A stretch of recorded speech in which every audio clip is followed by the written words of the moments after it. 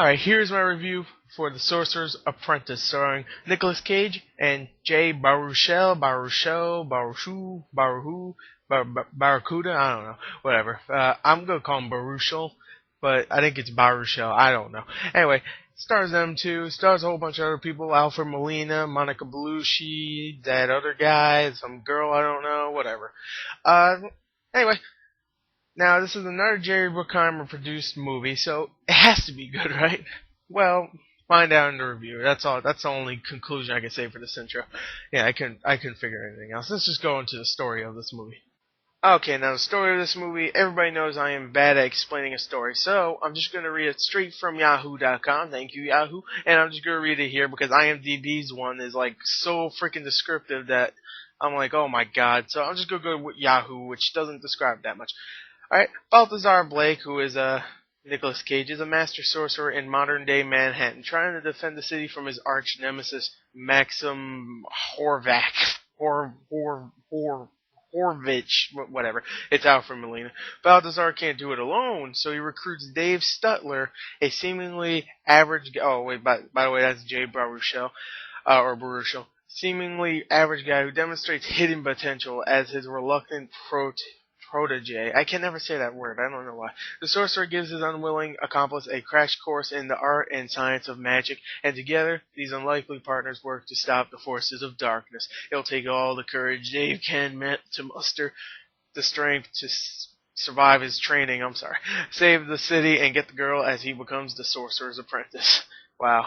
That's a pretty dramatic, and to be honest, it's a good story. I mean, it's the obvious one. Bad guy, he's gonna do something really bad to the whole world. So two good guys have to go and save it. Pretty much, it's obvious. Except we put magic in there and some really really cool special effects and some good actors. And there you go. That's a pretty decent story. I have to admit, not a bad one. I wasn't looking for this movie for the story, but it actually offered me still a pretty good twist on the seemingly the very obvious story. I don't know what the hell I'm saying. Anyway, I liked it. I liked the story. So let's go into the acting of the film.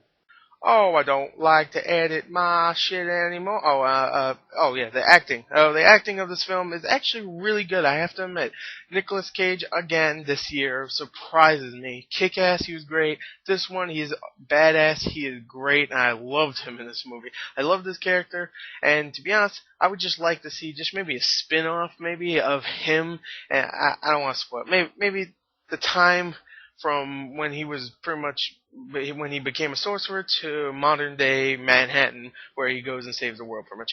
I would like to see maybe just some kind of movie, some kind of spin-off with him in it. I just want to see a whole movie with this character alone, because he's a pretty badass character. I have to admit, I really like this character, Balthazar Blake, and I really want to see more of him, and he's great as him. Jay Baruchel, who everybody is saying he's kind of annoying. He's the kind of guy, I don't want to be a sorcerer. I didn't see that. I saw him do that maybe twice in the film. Not as much as everybody did. I was saying, once before he even started to do sorcery, where he was thinking it's just all a freaking trick or something, or he's going to get embarrassed like he did when he was a little kid. Okay, I could see that, alright? And later on, I could see he was a little whiny later on. He was like, I'm gonna lose my girlfriend. Like, I love this girl. I don't care about the world. Okay, that I could see, okay? But I still like this character. Besides that, I mean, he was the nerdy guy, obviously. He plays a nerdy guy in every freaking film. Even a movie about Vikings, he was a nerdy guy. Or barbarians, I forgot. They were Viking in How to Train Your Dragon, right? Yeah, okay. Even in that, he was the nerdy kid. So, I mean, he can never play a tough guy. Like, he'll have to deepen up his voice, because he talks like this. Like, he doesn't talk like that. He does have his Jerry Lewis voice, like the people at Spill said. I definitely saw that. Hi, guys. Like, I mean, I definitely heard that. So yeah, he was good. Alfred Molina, again, another movie where he was good. He was good in Prince of Persia, and this one he's really good also. Teresa Palmer, who plays the love interest of Dave, Jay Baruchel, she's okay, I guess, whatever. Monica Bellucci, she plays Veronica. I guess you could say Nicolas Cage's love interest. She was and everybody else was good too. I mean, she wasn't barely in it. When she didn't really have any emotion on her face. I mean, there was a part where it's supposed to be sad, and you see her crying, but you don't see any like you see a tear coming down. She had the sexy cry. If you watch Nostalgia Critic, you know what that's from. But she had the sexy cry where she doesn't have any emotion. She doesn't slobber all over her face. She just tear. That's it. And I don't know. She was okay. Whatever. So overall, acting was really good still, even though some of it was a little emotionless. Let me just say, I really liked this film. It was really good. The special effects were really, really good. There was a lot of action scenes that were really fantastic. I'll just say it right here.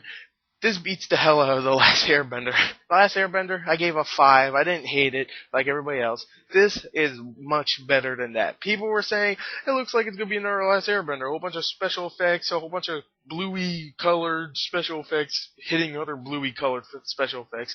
Woo-wee. It's a really fun film with great acting, a pretty good story, some good leads, and I gotta admit, I really, really enjoyed this film. Maybe I'm just a sucker for, what's his name? The guy that made National Treasure, which National Treasure I really like also. I don't know, John Turteltaub or something. Maybe I'm just a sucker for him, because I really like National Treasure 1 and 2, I know. Those are my guilty pleasures. I really do like those. I think I even said once I didn't like them. That's a secret. That's a national treasure of its own. I really do like those films. But let's go on to something. I mean, they don't make any sense, but they're fun. Okay, and Nicolas Cage is good in those too. So maybe it's just him and this director they're good with, and the guy that made Kick-Ass. I'm blanking on it, Matthew Vaughn. So maybe he's just good with those directors. So whatever. Anyway, I really like this film, and I can't give it a high mark because there were some scenes that dragged it down, some really kind of sappy scenes. There's one scene where Jay Baruchel's character is doing something with lightning. I'm not even electricity. I'm not even going to say. If you saw the movie, there's a lot of music in the film. Spill.com even talked about that, but I definitely saw it also where even that same scene with the electric, if you remember that scene, there was a lot of music being played. I'm like, oh my god, come on. But besides that, I really, really like the film. I have to give it an 8.1 out of 10. 8.1. I don't think I ever gave that score before. And that's on my Sirius ratings. Come on. Sirius? Definitely go see it. I recommend it. It's very fun. If you're a little scared about seeing it, go see it at a matinee. I was a little scared, so I saw it at a matinee. Whatever. Can't wait to see Inception tomorrow.